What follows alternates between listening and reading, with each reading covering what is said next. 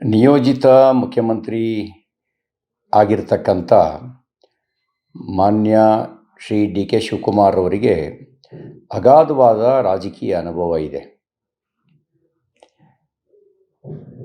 ಹುರುಪು ಕೂಡ ಇದೆ, ಅನುಭವದ ಜೊತೆ ಹುಮ್ಮಸ್ಸು ಕೂಡ ಇದೆ. ಕೊರತೆ ಇರೋದು ಇಚ್ಛಾಶಕ್ತಿ.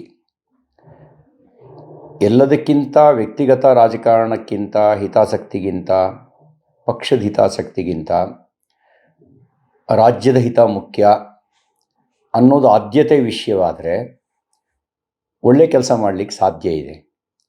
ಅದು ಆದ್ಯತೆ ವಿಷಯ ಆಗದೇ ಇದ್ದರೆ ಒಳ್ಳೆ ಕೆಲಸದ ನಿರೀಕ್ಷೆಯನ್ನು ಮಾಡಲಿಕ್ಕೆ ಸಾಧ್ಯ ಇಲ್ಲ. ನಾನು ಈ ಸಂದರ್ಭದಲ್ಲಿ ಅವರಿಗೆ ಶುಭ ಹಾರೈಸ್ತೇನೆ.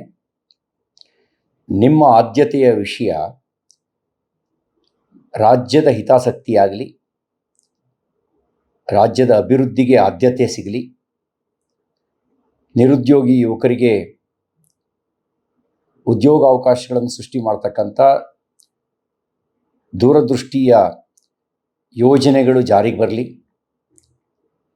ಸಾಮಾಜಿಕ ಅನ್ಯಾಯ ಆಗದಂತೆ ನೋಡಿಕೊಳ್ಳಿ, ರಾಜಕೀಯ ಹಿತಾಸಕ್ತಿ ರಾಜ್ಯದ ಹಿತಾಸಕ್ತಿಯನ್ನು ಮೀರದೇ ಇರಲಿ, ಹಾಗೆ ಮೀರದೆ ಉತ್ತಮ ಕಾರ್ಯಗಳಾಗಲಿ ಅಂತ ಈ ಸಂದರ್ಭದಲ್ಲಿ ನಾನು ಶುಭ ಹಾರೈಸ್ತೇನೆ.